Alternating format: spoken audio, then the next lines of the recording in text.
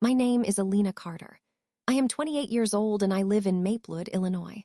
I have always been the type of person who takes pride in my relationships, valuing trust and loyalty above all else. I work as a graphic designer at a trendy marketing firm where I create vibrant visuals that reflect my spirit and creativity. Friends often describe me as kind-hearted and empathetic, someone who will go out of my way to support others. But beneath that inviting exterior, I have my moments of frustration, especially when it comes to matters of the heart. I thought I had found the love of my life in Jesse. We were together for 5 years, navigating through ups and downs. But things took a sudden turn when Jessie, who has a tendency to pull away emotionally, claimed she was too depressed to be in a relationship. She insisted that breaking up would be the best for us both, and for a moment, I felt my heart shatter. It was painful to let go, but I respected her decision.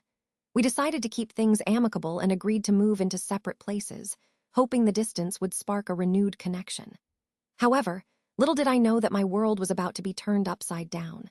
3 months passed, during which I swallowed my heartache and stayed hopeful that Jessie would realize how much she missed me.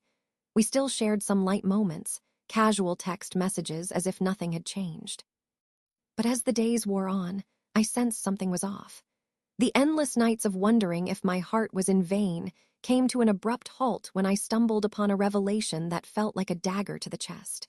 One evening, while chatting with what I thought was a mutual friend of ours, I learned the truth. Jessie was already in a relationship with someone else. She had kept me around, a safety net in case her new romance fell flat, behaving as if nothing was amiss, all the while maintaining a facade of love and affection toward me.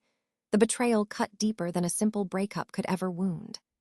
I felt like a fool, a mere pawn in Jessie's game, and it became crystal clear to me that she had manipulated my emotions.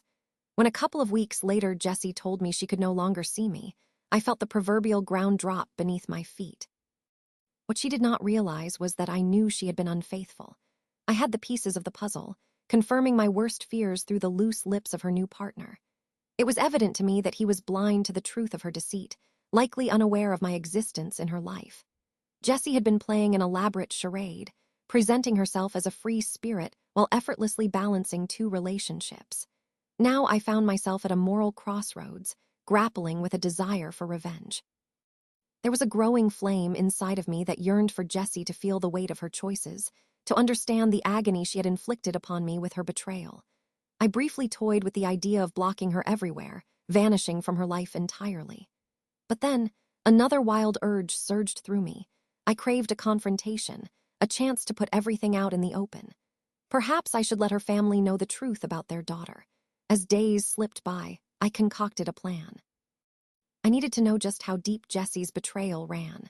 So I decided to do a little research, digging through social media and uncovering whatever I could about her so-called new relationship. I saw her laughing and smiling in new pictures with someone who, I would soon learn, was her friend. Images flooded my mind of our moments together, the times she had reassured me of our love, and I couldn't help but feel anger rolling through my veins. The decision loomed. If I did this, it would transform me from the nice Alina to the woman who fought back.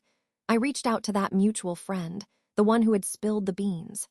I asked for his help, explaining the situation and sharing my desire to confront Jessie.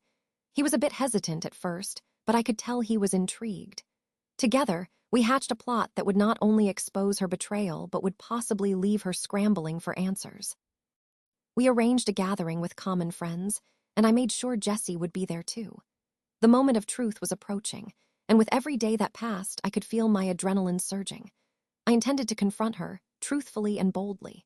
The day of the gathering arrived, and I dressed carefully, wearing a deep red dress that made me feel fierce and powerful.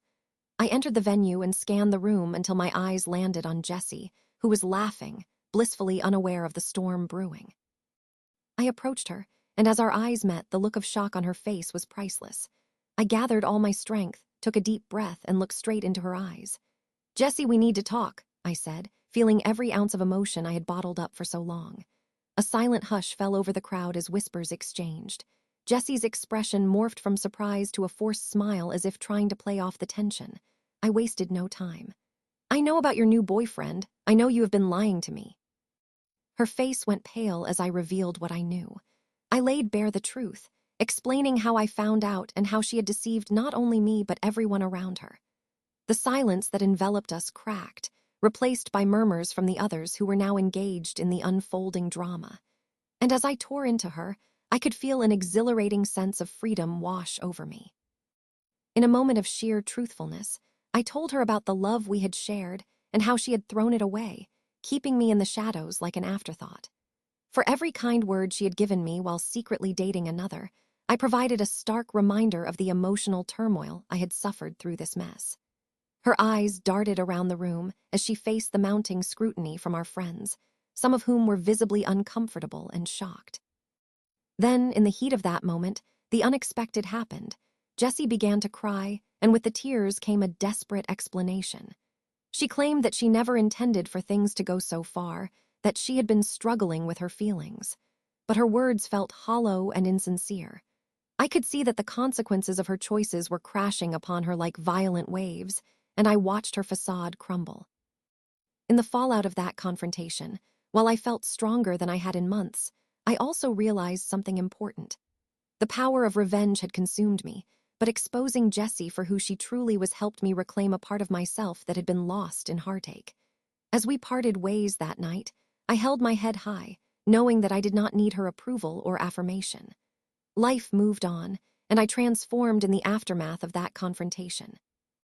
Jessie's lies were no longer a burden I carried alone. One evening, several months later, as I sat in my favorite coffee shop reflecting on the experience, I noticed an unexpected shift in my heart. I had learned to love myself again, to let go of the negativity that had enveloped me during our relationship. I was finally free to embrace new beginnings, new friendships, and the person I was meant to be. And while Jessie may ever so briefly have seemed like a villain in my story, she ultimately became a catalyst for my own growth, a seductive reminder that sometimes the greatest revenge is simply reclaiming the strength and happiness that someone else tried to steal from you. Life continued, and I realized that while I had once been shattered, I had now rebuilt my spirit into something tougher, wiser, and undeniably stronger than before. That night we all shared at the gathering became a reflection of my journey, and it was not just about revenge but about transformation, and in that, I found my true self once more.